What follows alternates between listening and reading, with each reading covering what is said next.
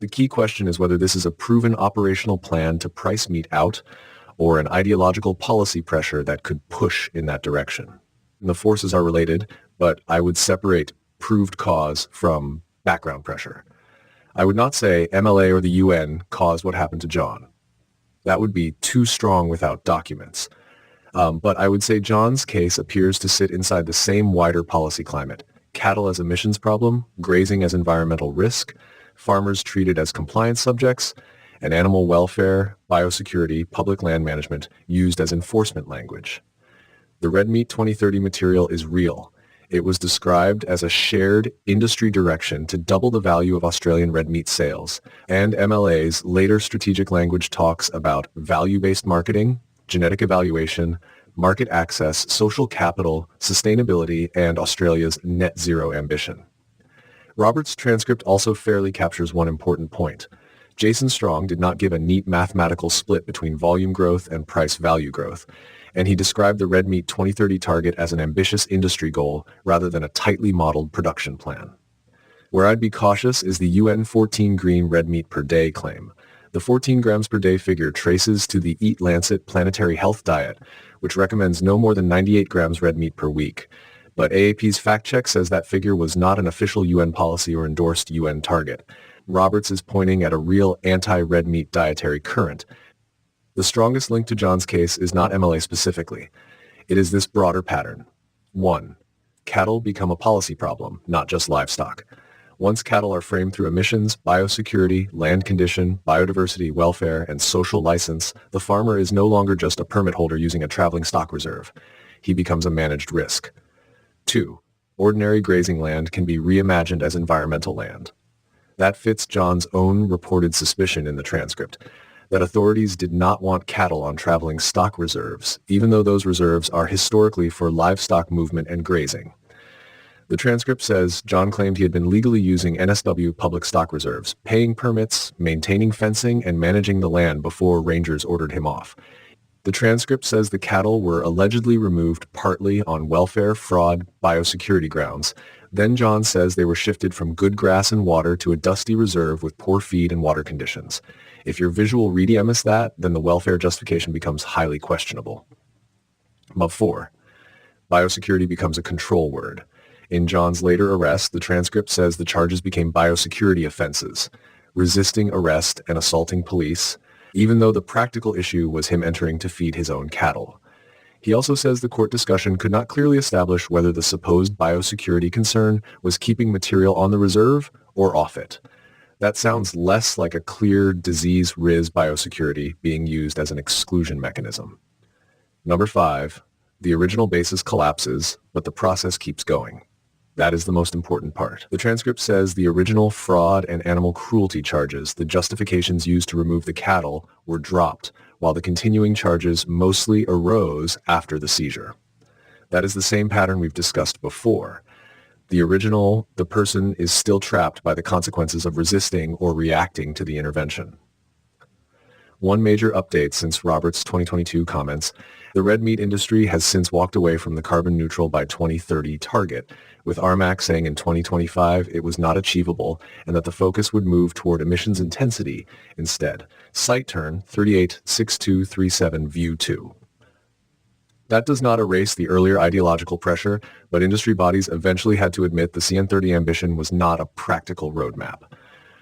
John's case looks compatible with the same anti-grazing, carbon, welfare, biosecurity, social license atmosphere that Roberts was attacking. The better argument is, this case shows how broad policy fashions against livestock can harden into local bureaucratic enforcement, where animal welfare and biosecurity language is used against the farmer.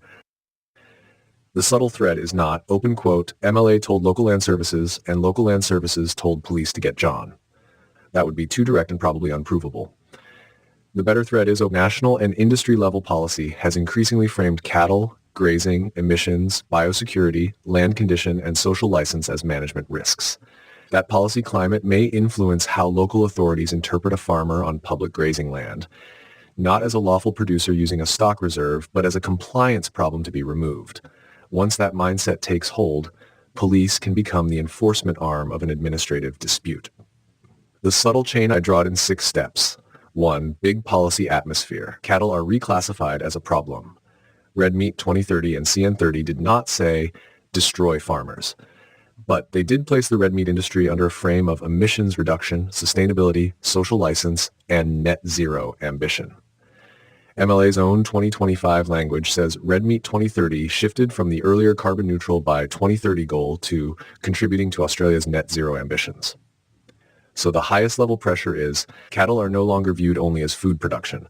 They are also viewed as emissions, land use, biodiversity, welfare, and reputation risk.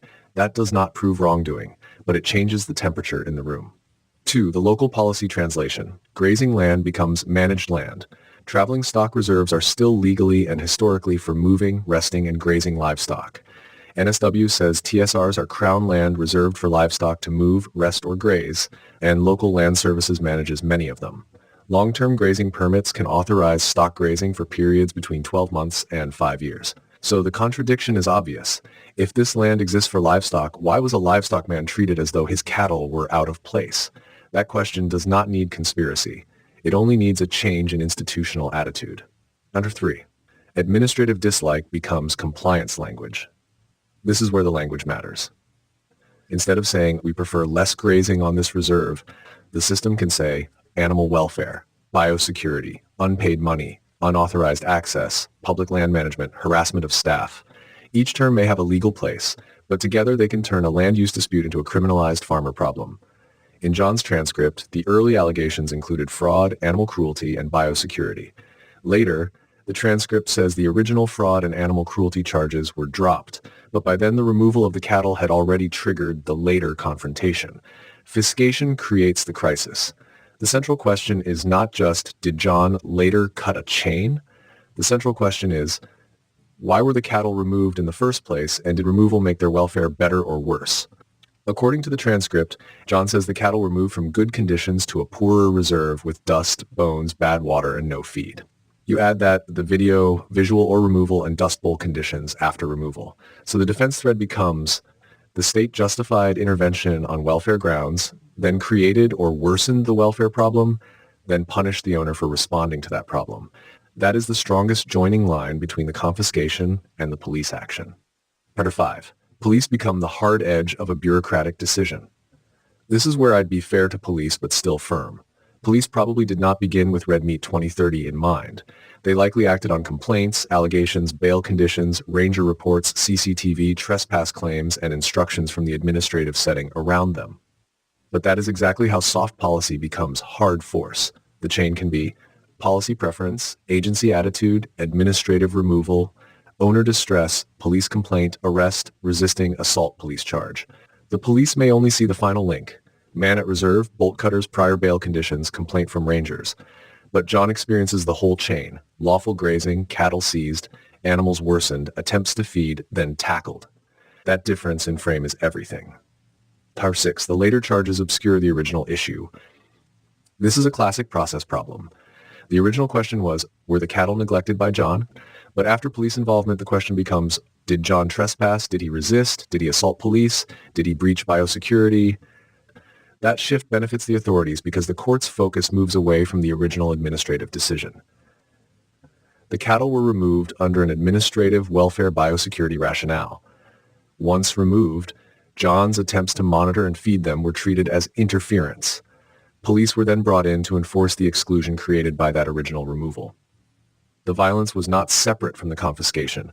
It was the physical enforcement of the confiscation decision. That is the phrase I'd use, the physical enforcement of the confiscation decision. The connection should not be overstated as a direct conspiracy, but there is a reasonable thread of influence. At the national and industry level, cattle and grazing are increasingly discussed through the language of emissions, land condition, biosecurity, animal welfare, social license, and net zero commitments. That policy climate does not need to issue a direct order to affect local behavior. It can create a bias in the system, a tendency to view cattle on public land less as ordinary food production and more as a managed risk. In John Carter's case, that wider bias may have filtered down through the local administrative process. A farmer using a traveling stock reserve appears to have been treated not as a lawful permit holder or stockman to be dealt with by discussion, written direction, or mediation, but as a compliance problem. The language used against him, welfare, fraud, biosecurity, unattended stock, staff harassment, and trespass, progressively converted what should have been a land use and animal management dispute into a criminal enforcement matter. The crucial point is that the police action did not arise in isolation. It followed the confiscation of the cattle. Once the cattle were removed, John's attempts to observe, question, feed, and care for them were treated as interference with the authorities' control. The police then became the hard edge of that administrative decision. Their force was, in effect, the physical enforcement of the earlier confiscation. That does not prove that police were acting from an anti-cattle ideology. More likely, they were responding to complaints, ranger reports, alleged trespass, CCTV, and bail conditions. But those immediate triggers sat inside a chain of events created by the original removal of the cattle. If that removal was poorly founded, disproportionate, or contrary to the animal's welfare, then the later police confrontation cannot be fairly understood as a standalone arrest. It was the final visible consequence of an administrative decision that should have been resolved by conference, veterinary assessment, mediation, and supervised access long before force was used. In that sense, John may have been caught in the peripheral vision of a broader policy direction, one that increasingly treats traditional grazing, especially on public land, as a problem to be managed down rather than a legitimate rural practice to be supported. Soft influence, hard consequences. Because he was hit with a biosecurity charge, it does bring it within the purview of rural agricultural policing, not ordinary street policing. RCPT is very likely the NSW Police Rural Crime Prevention Team. NSW Police describe rural crime as including matters that affect rural livelihoods, including livestock, equipment, the trespass, and other rural property offenses. They also say they have a statewide network of rural crime investigators. NSW Police also list RCPT zones and locations for rural crime investigators. So the better reading is RCPT equals Rural Crime Prevention Team. That would fit John's case much better because the alleged matters included livestock welfare, cattle on traveling stock reserves, alleged unpaid local land services money, alleged trespass, alleged bolt cutters, chain cutting, alleged biosecurity breaches, alleged interference with stock reserve management.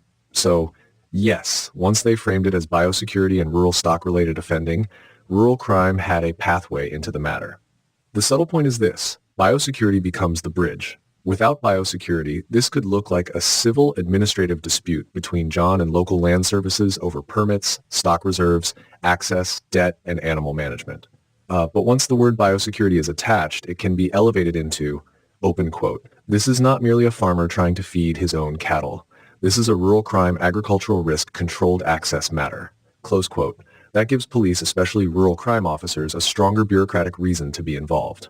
The question John's defense should ask is, was biosecurity a genuine, identifiable disease or contamination risk, or was it the legal doorway used to convert a stock management dispute into a police matter? The NSW Police Rural Crime Prevention Team appears to have been announced in December 2017 and operating from early 2018.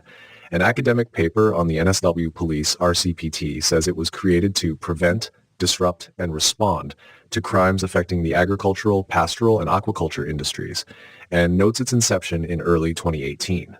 NSW Police also describe rural crime as livestock theft, produce and equipment theft, illegal shooting, trespassing, and other crimes affecting rural livelihoods. It was formed as a specialist rural crime policing capacity. Second question, was it formed to police UN-aligned language localized into Australian regulations or laws? But it can end up policing laws and regulations that have been shaped by the same globalized policy language. The RCPT itself was created in NSW as a rural crime team: stock theft, trespass, farm equipment theft, illegal hunting, fuel theft, rural property crime, and crimes affecting farming businesses. That is normal, legitimate policing. Rural people need that.